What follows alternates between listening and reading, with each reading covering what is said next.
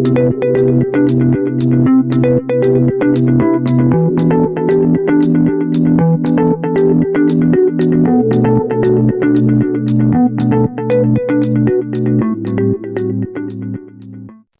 are listening to This Week in Palestine, Truth and Justice Radio, WZBC, Boston College. Today is Sunday, May 3rd, 2026.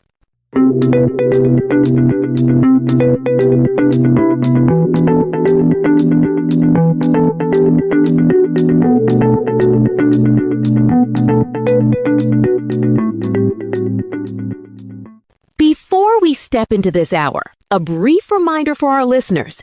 The reflections you hear tonight belong solely to our hosts and guests. They do not necessarily represent the views of WZBC, Boston College, or its Board of Trustees.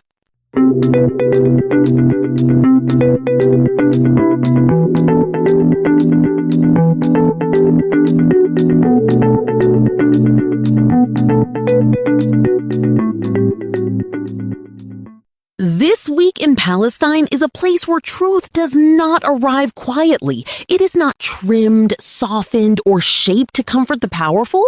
Here, truth steps into the room with its full weight. Here, urgency is a living pulse. Here, clarity is a responsibility, not a luxury.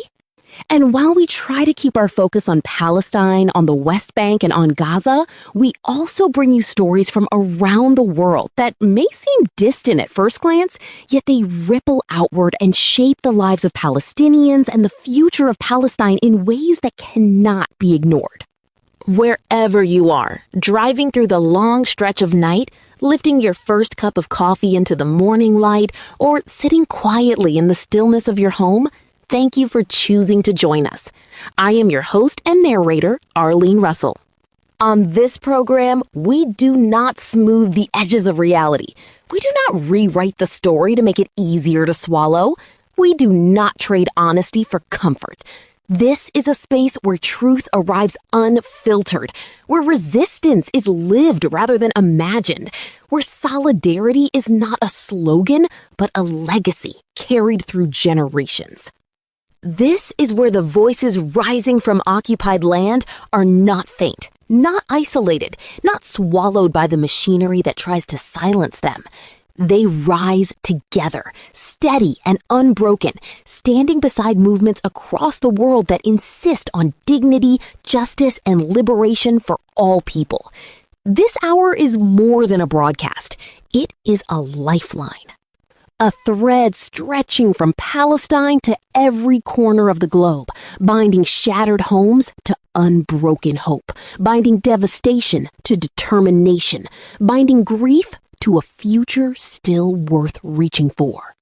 Even in the deepest darkness, the ember of defiance refuses to fade.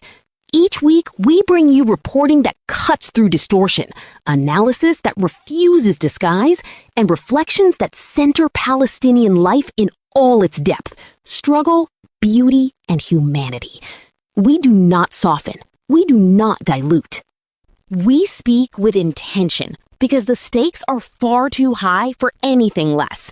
This Week in Palestine is not a refuge for polite avoidance. It is testimony. It is urgency. It is solidarity without hesitation. Because the struggle for liberation does not belong to one land, one people, or one moment in time.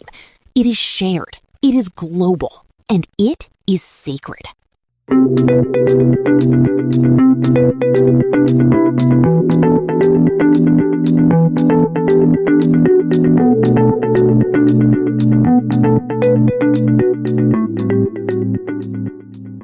In Washington, D.C., power is a performance. Every gesture is calculated. Every camera angle is intentional. Every moment is choreographed to project stability, even when the world beneath the surface is anything but stable. But on one night, specifically on April 25th, 2026, a single gunshot shattered the illusion. A shot fired at the White House Correspondents' Dinner, one of the most secure, polished, and symbolically important events in American political life, sent shockwaves far beyond the ballroom walls. Today, we follow the ripple effects of that moment. From the corridors of Washington, to the burning waters of the Red Sea, to the quiet panic in Abu Dhabi, to the strategic anxieties in Beijing. This is the story of how a single incident can expose the fractures of a global system already under strain. This is Fault Lines. Let us start with the night Washington lost its breath. The White House Correspondents' Dinner is not just a dinner. It is a ritual, a carefully staged celebration of power, media, and political theater. Inside the hall, polished speeches, choreographed jokes, a room full of journalists, officials, and celebrities, a president performing confidence. Outside the hall, layers of security, armored vehicles, snipers on rooftops, a perimeter designed to be impenetrable. And yet, a shot was fired. The moment was brief, a flash, a sound, a ripple of confusion. But in politics, moments are rarely just moments. They become symbols, they become tools, they become narratives. The official story was simple. A gunman, a shot, Secret Service agents reacting, the president escorted away. But the simplicity of the story only raised more questions. How did a shooter get close enough to disrupt an event fortified by some of the most advanced security protocols in the world? Why did early statements from the Secret Service contradict each other? And why did the political messaging that followed feel so prepared? In Washington, chaos is rarely wasted. And in the hours that followed, the incident became something more than a security breach. It became a political moment, one that would reshape conversations at home and abroad. Does that mean the world's arteries begin to tighten? To understand the global impact of that night, we have to step far beyond Washington, because while the cameras focused on the ballroom, the world's shipping lanes, the arteries of global trade, were already under strain. Under strain in the Red Sea, under strain in the Gulf of Aden, under strain in the Strait of Hormuz, choke points where a single disruption can send tremors through the global economy. In recent months, these waterways have become battlegrounds of influence. Missiles launched, ships rerouted, insurance costs soaring, supply chains stretched thin.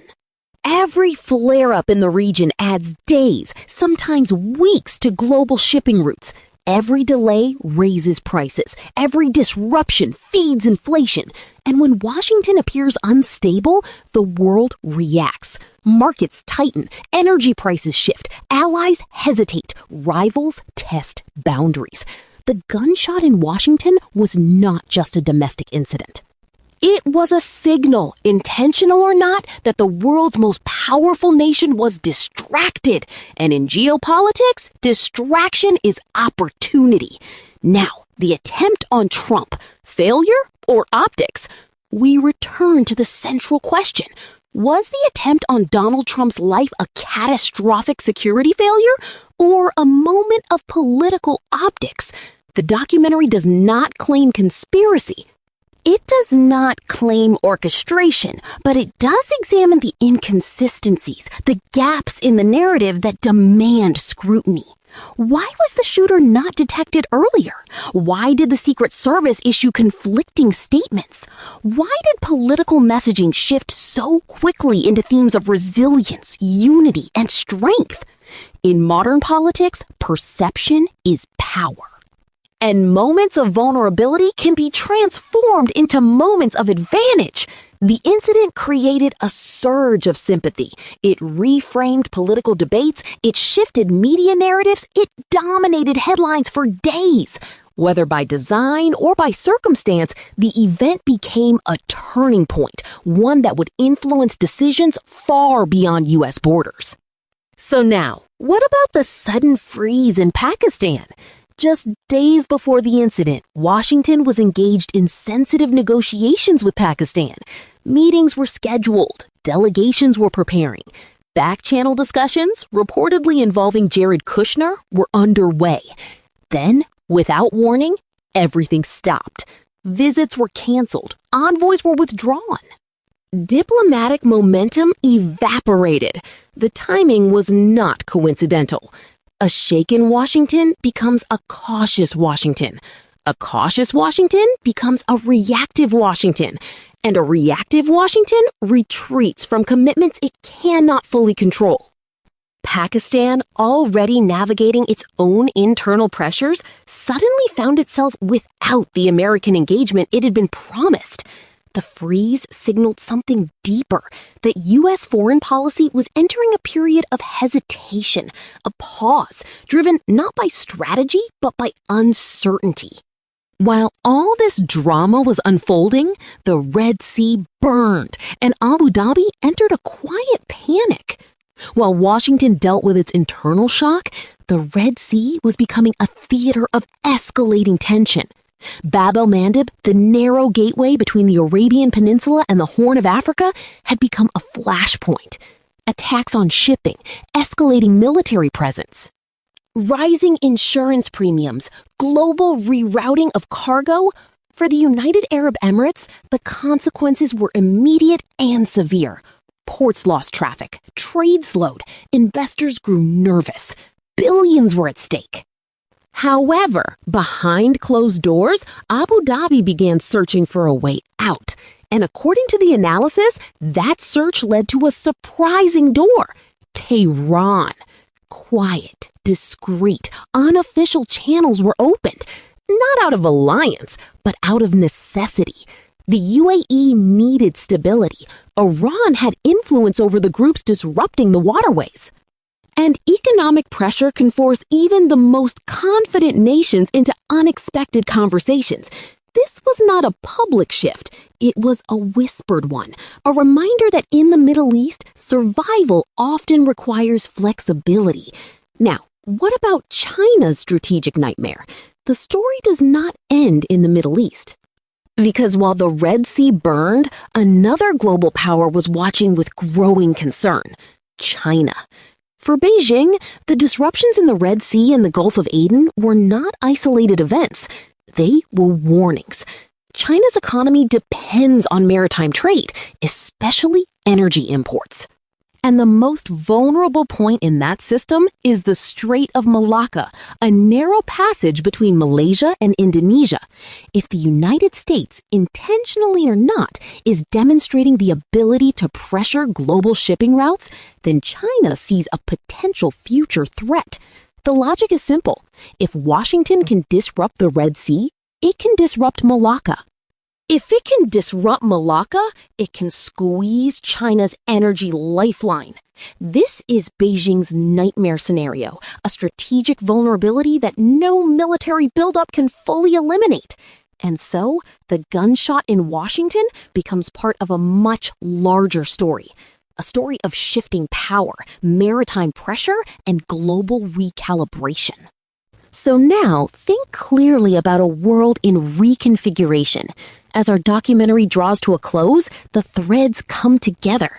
A gunshot in Washington, a shaken Secret Service, a political narrative reshaped, diplomatic retreats in Pakistan, economic panic in Abu Dhabi, strategic anxiety in Beijing, a global economy strained by maritime instability. None of these events exist in isolation. They are connected, not by conspiracy, but by consequence. In a world as interdependent as ours, a single moment of instability can echo across continents. And so, we return to the central question. Was the attempt on Trump's life a genuine attack, or a political moment that will reshape the global order? The documentary does not answer. It does not claim certainty. Instead, it invites us to look deeper, to recognize that the world is shifting beneath our feet. Power is being tested. Alliances are being reconsidered. And the global system, once predictable, is entering a new and uncertain era. In the end, the gunshot in Washington was not just a sound. It was a signal. A reminder that the world's stability rests on fragile foundations and that the fault lines of global power are widening. This is the world we now inhabit, a world where a single moment can change everything. This is Fault Lines. This is This Week in Palestine's analysis of the gunshot. This is This Week in Palestine Fault Lines.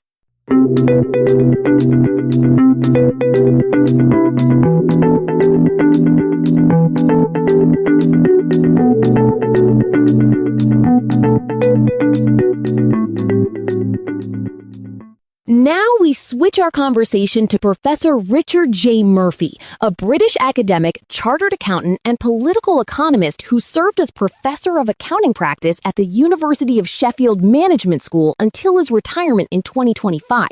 Recently delivered a forceful and urgent critique of Israel's current actions. He argued that the world is ignoring a fundamental reality, that Israel, in his view, has become a rogue state by any meaningful definition. He claimed that Israel is waging illegal wars in Gaza, the West Bank, Lebanon, and Iran, none of which he believes have justification under international law, and all of which have drawn widespread condemnation from the international community. According to Murphy, the driving force behind these actions is deliberate racial prejudice against Palestinians and Muslims. He insisted that this is no longer a borderline case, but a clear and present reality that threatens global stability, and that the world must confront it directly. Murphy's argument centers on the claim that Israel's actions in Gaza meet the definition of genocide. He contends that the scale of civilian deaths, the alleged intent behind the operations, and what he describes as an indifference to human life together form a pattern that cannot be ignored. He argues that the world does not need to wait for another legal ruling to treat the risk as real and urgent. He extends this concern to Lebanon, where he alleges that ambulances and civilian infrastructure have been targeted, actions that, if verified, would constitute grave violations of international humanitarian law, which explicitly protects medical services and civilian objects from deliberate attack. Murphy maintains that the international community has failed to respond adequately to the severity of these actions. He describes Israeli policy in Gaza and the West Bank as apartheid in practice, built on systematic discrimination against Palestinians. He argues that Palestinians have a right to live in these territories, yet that right is being denied through expulsions from their homes, an outcome he characterizes as ethnic cleansing and a war crime. He further argues that any ideology claiming Jewish superiority as a basis for discrimination is itself anti-Semitic because it uses Jewish identity as a justification for unequal treatment. Beyond the immediate conflict zones, Murphy warns that the wars in Lebanon and Iran pose broader risks to global stability. He highlights the potential for refugee flows, economic disruption, and food insecurity, including shocks to supply chains such as fertilizer production. He frames these conflicts not as isolated regional issues, but as developments with worldwide consequences. Murphy acknowledges the arguments made by Israelis regarding the events of October 7, 2023, and states that the attack on Israeli civilians was unquestionably wrong. However, he argues that under the rules of war, a response must be proportionate, and he claims that Israel's response has been totally disproportionate, unjustified, and inconsistent with international law. He also argues that there was no recognized threat posed by Iran by Israel and the United States, reiterating that a just war must be proportionate and grounded in legitimate self-defense. He contends that Israel's response has shown a callous indifference to civilian suffering, citing civilian deaths, attacks on civilian targets, and alleged strikes on hospitals and schools. He argues that Israel is ignoring international demands to act appropriately and that it will not change course voluntarily. For this reason, he believes the world must consider a different type of response. Murphy invokes the precedent of South Africa, recalling how the world confronted Stoltz-sponsored racial hatred in the 1970s and beyond.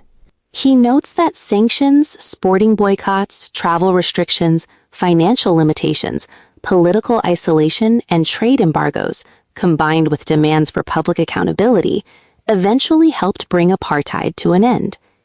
He argues that if it was right to sanction South Africa in the 1970s, 1980s, and 1990s, then it is right to sanction Israel now. He differentiates Israel from the United States by arguing that American democracy might still deliver change through elections, whereas changes in Israeli governments have not altered policy, particularly regarding the West Bank. He claims there is no indication that removing Netanyahu would change policy on Gaza, Lebanon, or Iran, and that the world cannot wait for Israeli democracy to resolve what he describes as a global problem. Murphy therefore calls for a full international boycott of Israel. He argues for ending defense agreements, halting arms supplies, banning trade, blocking financial flows, restricting travel, suspending tourism, and severing sporting, artistic, and academic ties. He also calls for investigations into alleged abuses by Israeli politicians, officials, and military leaders to begin immediately, with preparations for future prosecutions. He insists that plans for war crimes trials are essential and that individual politicians, officials, and commanders should be named and profiled. Finally, he argues that the narrative must be made absolutely clear. Opposition to racial intolerance is not anti-Semitic, and populations who elect governments that commit crimes must share responsibility for the consequences of their choices.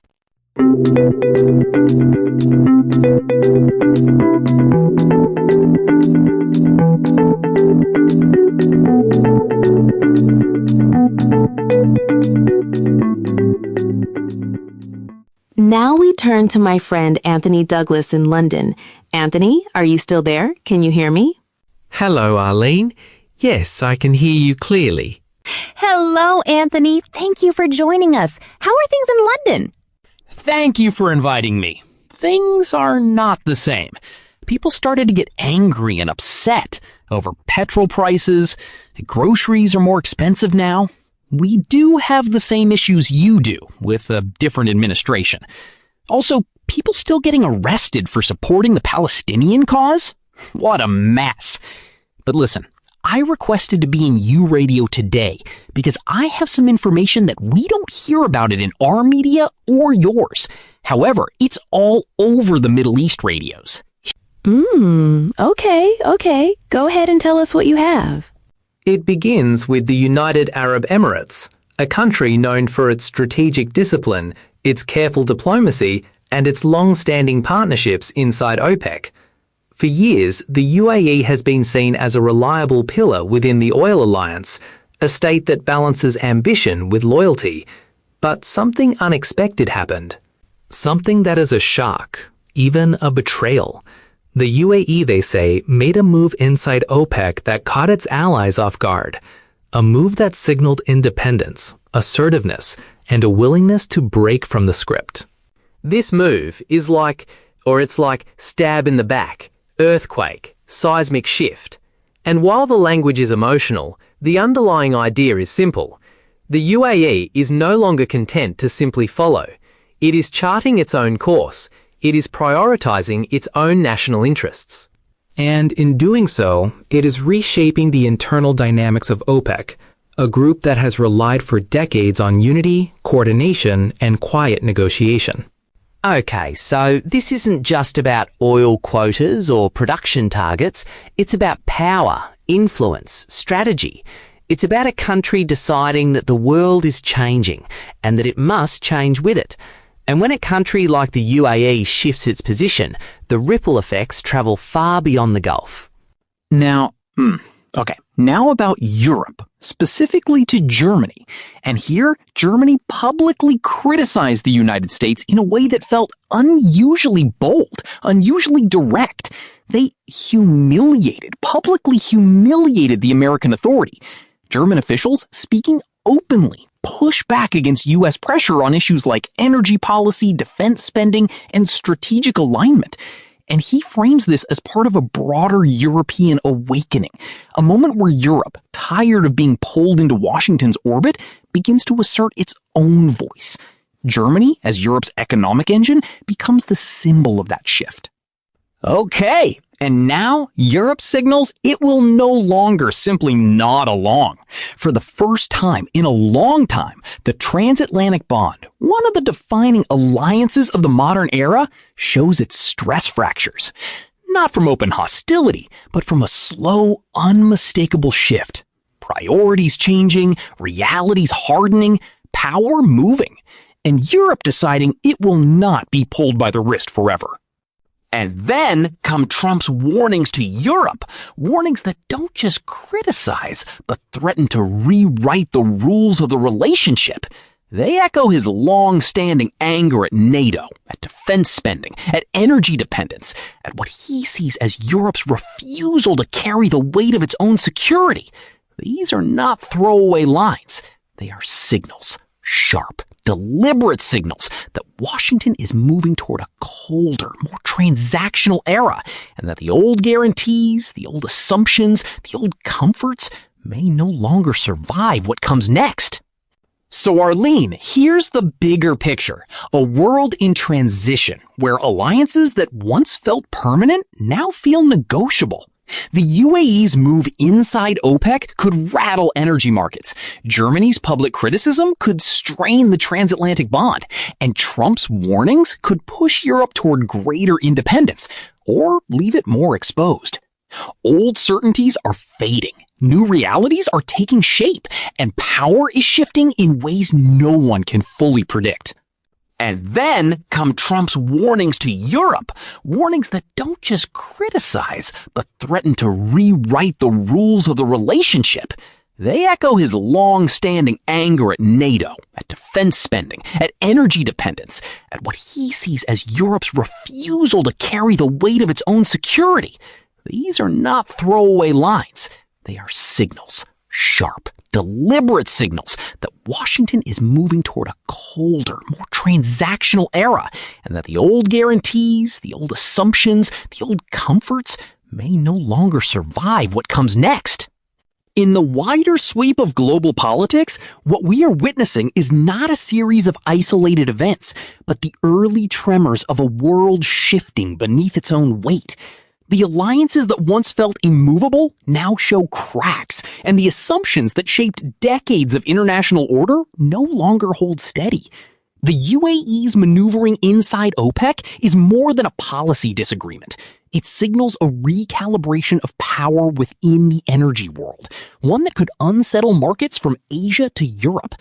Germany's willingness to publicly challenge long-standing partners hints at a Europe increasingly aware of its own vulnerabilities and increasingly willing to assert its independence.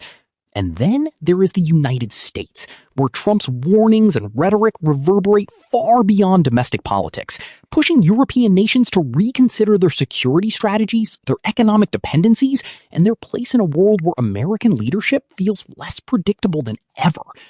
These are not small shifts.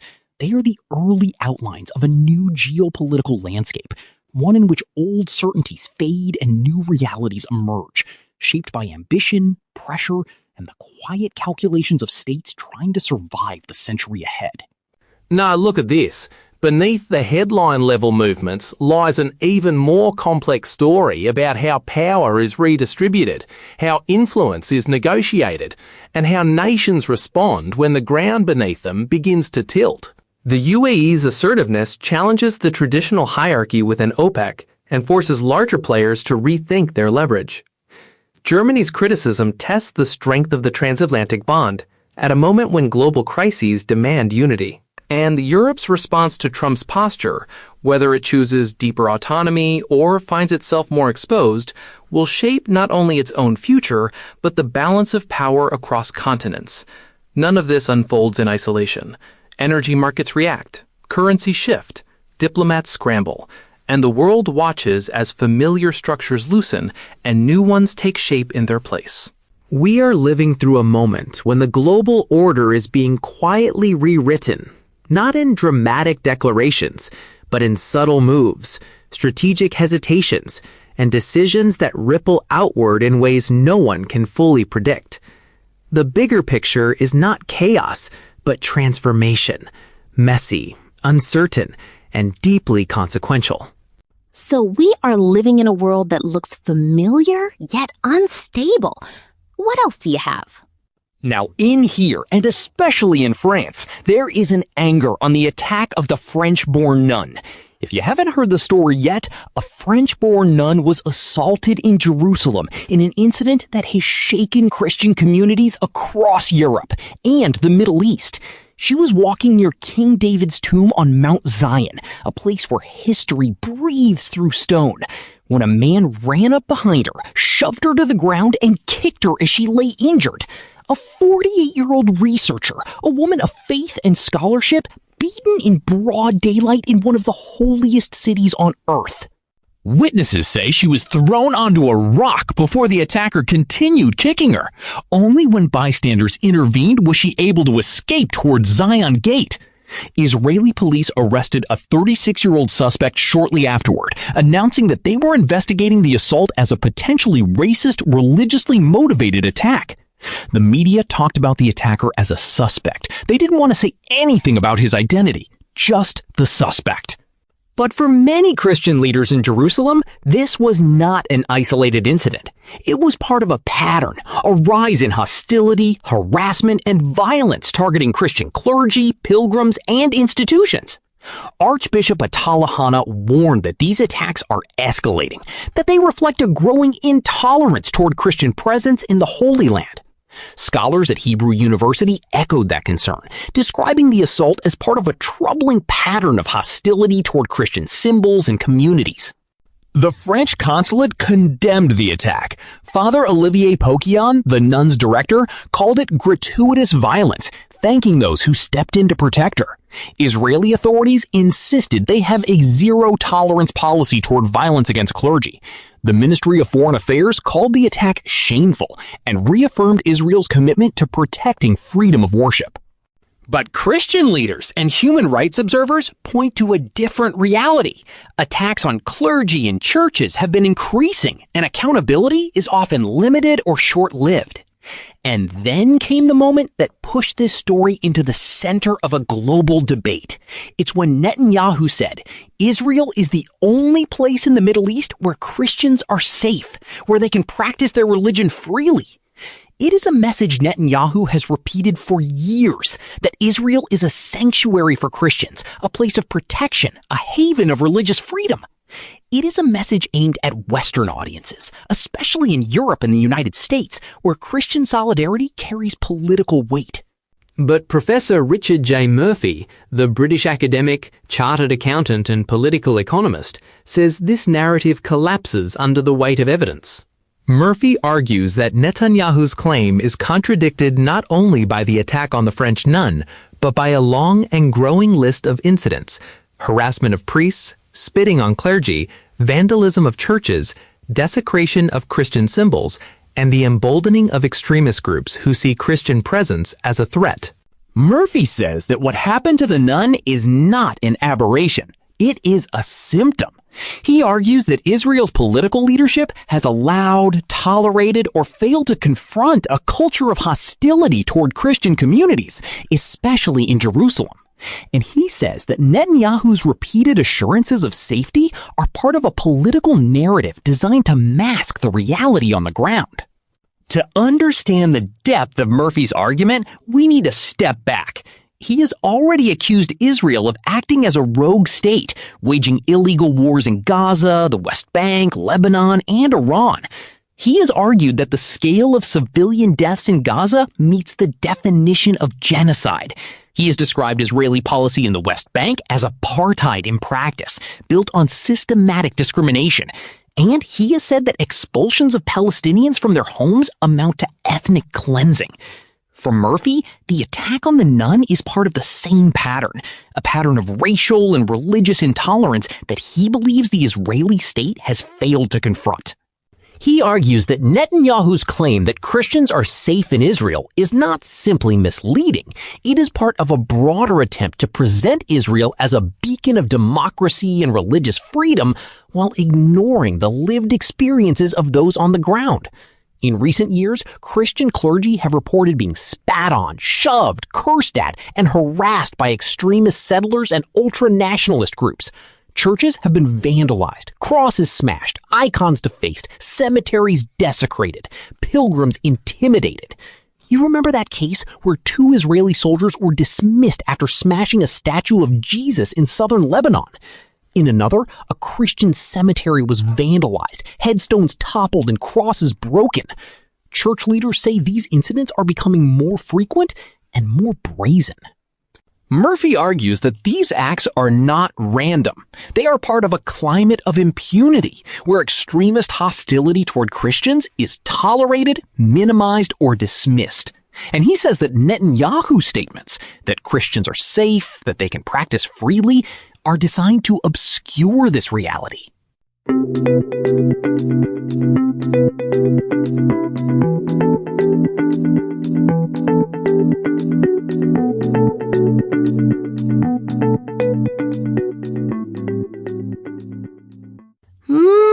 We are not safe. We are tolerated. And sometimes not even that. I know. Yeah, I know. Murphy argues that the attack on the French nun exposes the gap between rhetoric and reality. He says that if Israel were truly a safe place for Christians, a nun would not be beaten in broad daylight near one of Christianity's holiest sites.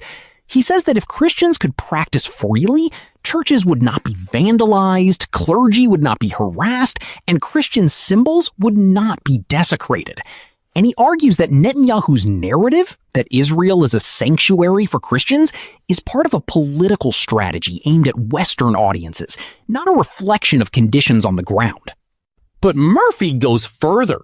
He argues that the world must respond, not with statements, not with concern, but with action. He calls for a full international boycott of Israel, modeled on the sanctions that helped end apartheid in South Africa. He calls for ending defense agreements, halting arms supplies, banning trade, blocking financial flows, restricting travel, suspending tourism, and severing sporting, artistic, and academic ties. He calls for investigations into alleged abuses by Israeli politicians, officials, and military leaders. He calls for preparations for future prosecutions. He calls for naming and profiling those responsible. And he argues that the narrative must be made absolutely clear. Opposition to racial intolerance is not anti-Semitic, and populations who elect governments that commit crimes must share responsibility for the consequences. The attack on the French nun is a single story. One woman, one moment, one act of violence.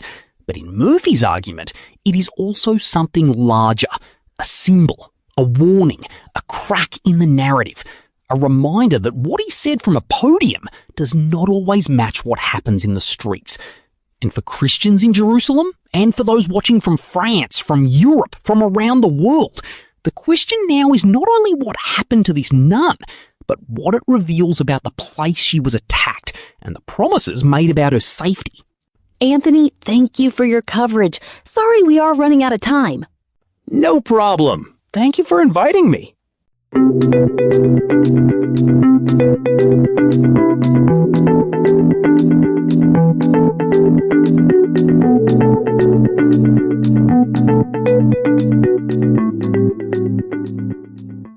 A YouTube video titled, "No, Israel Does Not Have a Right to Exist. Here's Why," is created by the political commentator known as Mr. Quigley, a YouTuber with just over 6,000 subscribers, whose channel focuses on long-form political analysis, especially critiques of Zionism, U.S. foreign policy, and the narrative surrounding Israel-Palestine.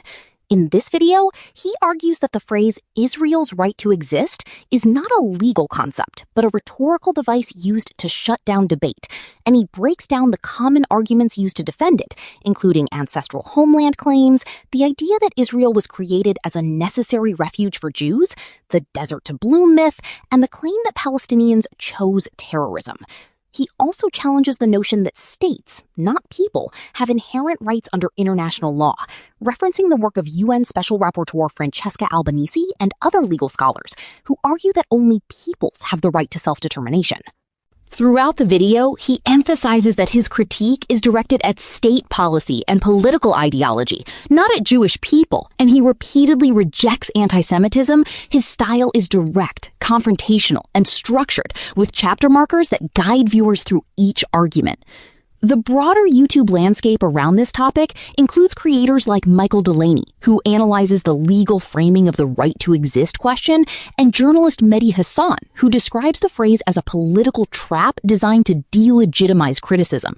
Together, these creators form a small but growing corner of YouTube focused on dismantling political narratives through historical, legal, and rhetorical analysis, with Mr. Quigley's video standing out for its long-form, point-by-point deconstruction of a phrase that dominates mainstream discourse. Let's listen to him. Doesn't Israel have a right to exist? No.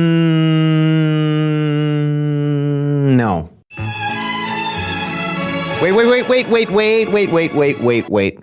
Hold on. Now, before somebody accuses me of calling for genocide, which I am explicitly not, I should probably elaborate a little bit. Although I do think it's kind of weird that me saying these words with my mouth is considered genocidal by some, but those same people would say that literally carpet bombing densely populated residential areas and civilian infrastructure, killing tens of thousands of children and starving hundreds of thousands more, is not genocide.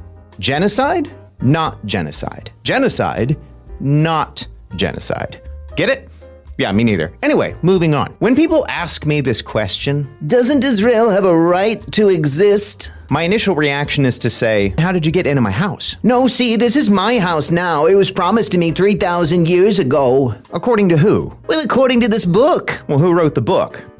Well, I did. Oh, yeah, well, that's kind of convenient then, isn't it? And the question itself, doesn't Israel have a right to exist, bothers me and strikes me as fundamentally, how do I put this, fucking stupid. Because it seems to imply that not only does Israel have the right to exist as a specifically Jewish ethno-state, but also the right to exist in its current specific location and to exist forever, and that its existence is unconditional and it should continue to exist no matter what kind of evil, heinous shit the Israeli government or its citizenry might do. I mean, do we think of other countries in this way? Do all countries and all governments have the right to exist regardless of where they are or how they behave? But then if all countries have a right to exist, then didn't Palestine have a right to exist before it was invaded by a bunch of Israeli settlers? What right to exist does Israel currently enjoy that the country of Palestine did not enjoy for the, 12 to 1300 years that it existed before it was invaded by non-Palestinians? And for these things and these groups and these governments that have a right to exist, is that right to exist unconditional? Or are there things that those groups of people might do that would render their right to exist non-existent? What if, hypothetically, if I, as a person with the right to exist, were to dive headfirst into a wood chipper, would I still have the right to exist? Probably. Would it matter anymore? Absolutely not. And in the same way, if I, hypothetically, as an individual, were to drop more explosives by weight on a densely populated residential area than was dropped on Hiroshima, or committed tens of thousands of war crimes over an entire century against non-combatant civilians, or instigated constant wars of aggression against all of my neighbors, is there a point where my right to exist would no longer be worth a good goddamn? And furthermore, does the right to exist mean that you have the right to freeload off of other people in perpetuity? Does my right to exist entitle me to live on your mom's couch rent-free and eat all of her food and just basically be a mooch? No. My right to exist does not entitle me to that, but the absolutely god-tier dick-giving that I give to her every single night absolutely does. But unlike me and your mom, who have a very, very reciprocal relationship. Israel has been mooching off of the American taxpayer for basically its entire existence, and the only thing that we've gotten in return is a series of pederast, Moloch-worshipping, kitty-diddling billionaires. The point I'm getting at is this.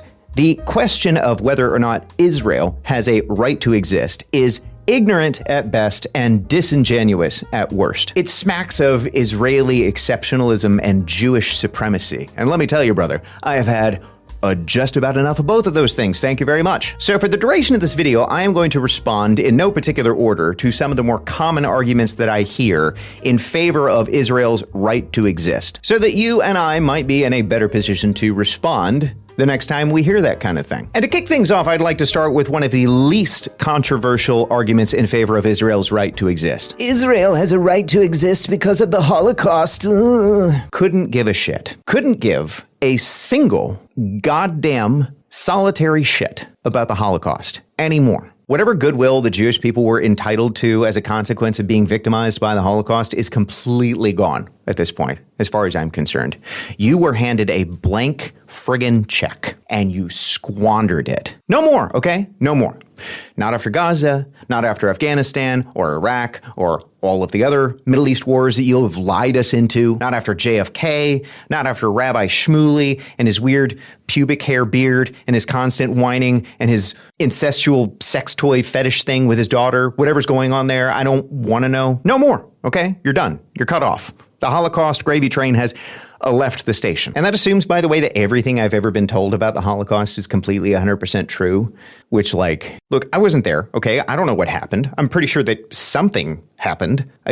I have some questions. But don't get it twisted, okay? I'm not a Holocaust denier, okay? YouTube, I am not denying that the Holocaust happened. But whatever questions or doubts that I may have about the Holocaust, I am reasonably certain of one thing, and that is that the Palestinians had absolutely nothing to do with it. So why then should they have to give up their land and suffer 100 years of brutality and indignity and degradation for something that they had nothing to do with? If I get robbed at gunpoint, I am not then justified in going out and robbing some other random person at gunpoint. That isn't justice. That's just me perpetuating further injustice. So the Israelis taking away land from the Palestinians because of the Holocaust has never made any sense to me. And while we're on the subject of the Holocaust, I would like to very quickly hear from a person who survived the Holocaust, someone whose grandparents were killed in the Holocaust, Dr. Gabor Mate. I'm sure you've heard this statement before. The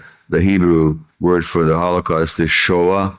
And there's an old saying, there's no business like Shoah business. It's been exploited to the hilt. And, you know, I'm somebody whose grandparents died in Auschwitz, who nearly ended up there myself. And I'm sick of it. I'm sick of hearing about it. Not because didn't happen, but because what it has been pressed into the service of. Much of the intention of the Holocaust academia has got nothing to do with trying to change the world's relationship to cruelty and unfairness. It's to establish a sense of Jewish exceptionalism so that we're the perpetual victims and that everything we do is justified. Everything that's done to us is an outrage. So teaching about the Holocaust teaches nobody anything. You can preach about morality in the service of the most nefarious causes. And that's what we're seeing right now. Let it be known, YouTube, that I do not hate Jewish people, and I do not hold individual Jewish people accountable for the misbehavior and war crimes of the Israeli government. I stand proudly in solidarity with the very small but very vocal minority of Jewish people who are standing up and saying something about this criminal apartheid state in Israel. People like Gabor Mate and Brett Weinstein and Dave Smith and Norman Finkelstein. These men and women inherited the same exact intergenerational trauma as the rest of the Jewish population, and yet they did not allow it to turn them into genocidal psychopaths. Point being, no one's allowed to invoke the Holocaust anymore. Okay, we're done. Clean slate, we're starting over. I'm not saying it didn't happen. I'm just saying I don't care anymore. I have reached peak Holocaust fatigue. There have been many other genocides throughout history, including the one that the Israeli government is perpetuating right now. And they are all terrible, and they all should not have happened. So, point being, you're not special, okay? What else you got? Israel is our ancestral homeland. We were there first. First of all, no, you are not the original inhabitants of that land. The original inhabitants, according to your own holy book, were the tribes of Canaan. And you stole the land from them, again, according to your own holy book, after you butchered them mercilessly. Men, women, children, and livestock. A time-honored tradition of land acquisition through genocide that the Israelites continue to this very day. And this is why it's especially gross for Netanyahu to explicitly reference Amalek, one of the Canaanite tribes which were slaughtered by the Israelites in the Old Testament, and use that as justification for his brutality against Palestinian children. But even if we were to concede the point and say, okay, your great-great-grandparents murdered a bunch of women and children and stole their land, and so that, for some reason, gives you entitlement to the land that they stole. I'm not saying that, but, just hypothetically speaking. The other problem is that a bunch of Jewish people are not of the direct lineage of Abraham and Isaac, okay? You can become Jewish through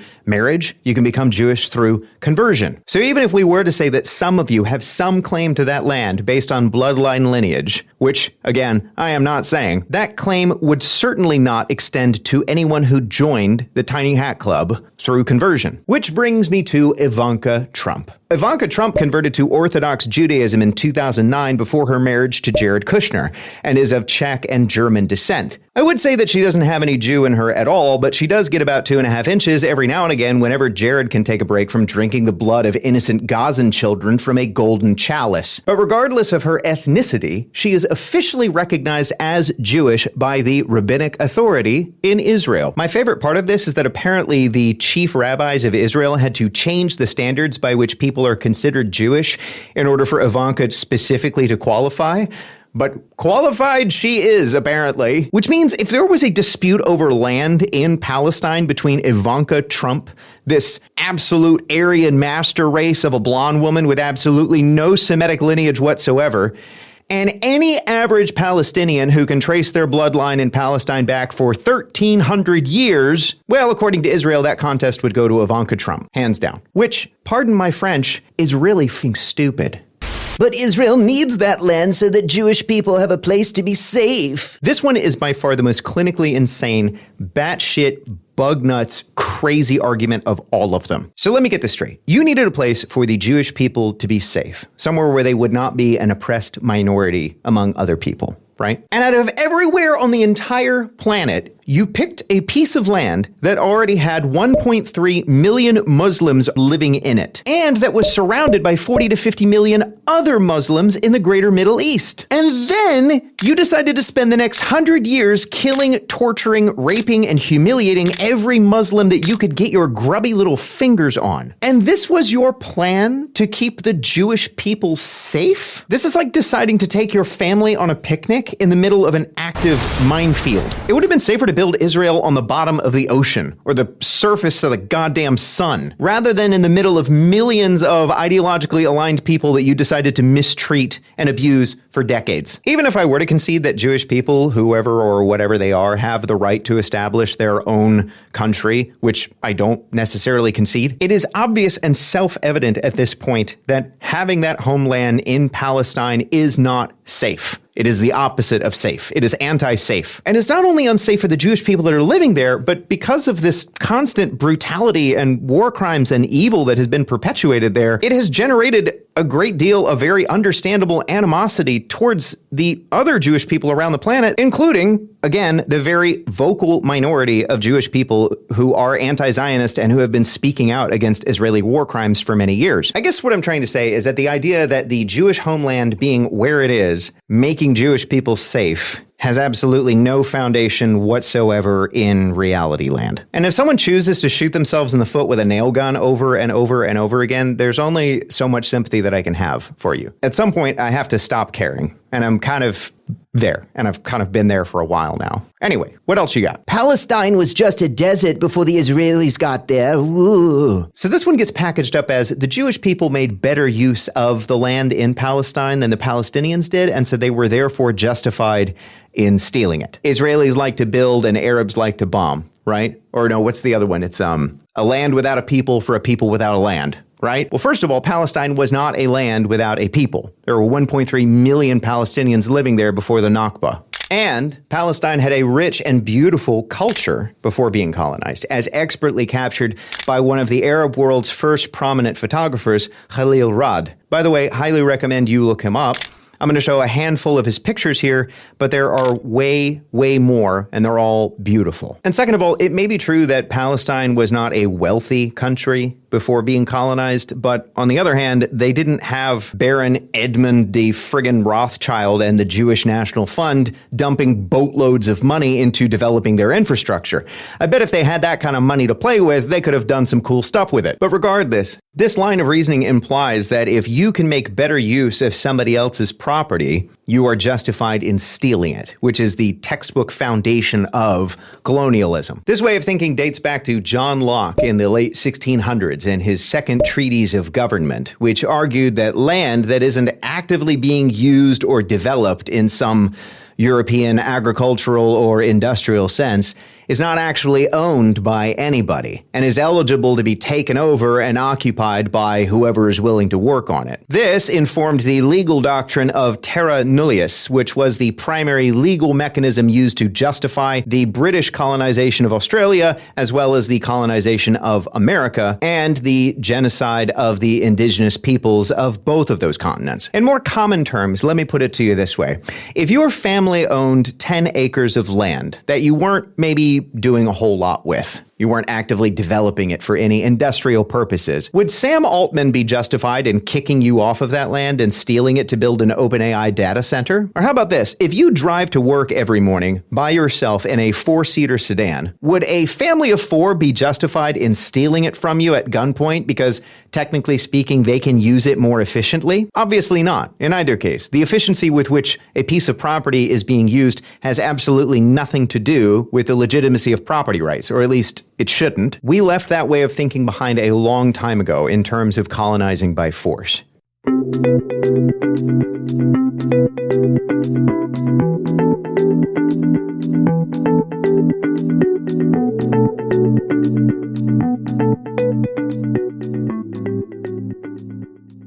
And just like that, we arrive at the final breaths of this week's broadcast.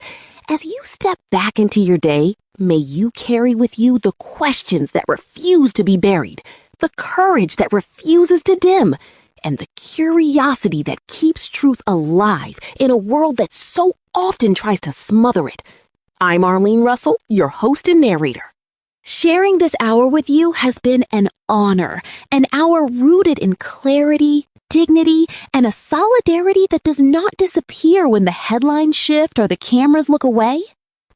If something you heard today unsettled you, challenged you, or opened a door you didn't know existed, and if you ever feel the pull to lend your own voice to this work, know that this space will always have room for you. You can reach us anytime at twippodcasts@gmail.com. To our listeners, thank you. Thank you for your time, your trust, and your willingness to walk this difficult path beside us. And special thanks to the extraordinary team whose labor keeps this program alive. Your steadiness, your clarity, and your devotion are the heartbeat of this show. Week after week, you remind us that storytelling is not merely craft. It is inheritance. It is resistance. It is care. It is memory carried forward. This Week in Palestine is produced by Truth and Justice Radio, broadcasting proudly for more than 2 decades from WZBC, student radio at Boston College.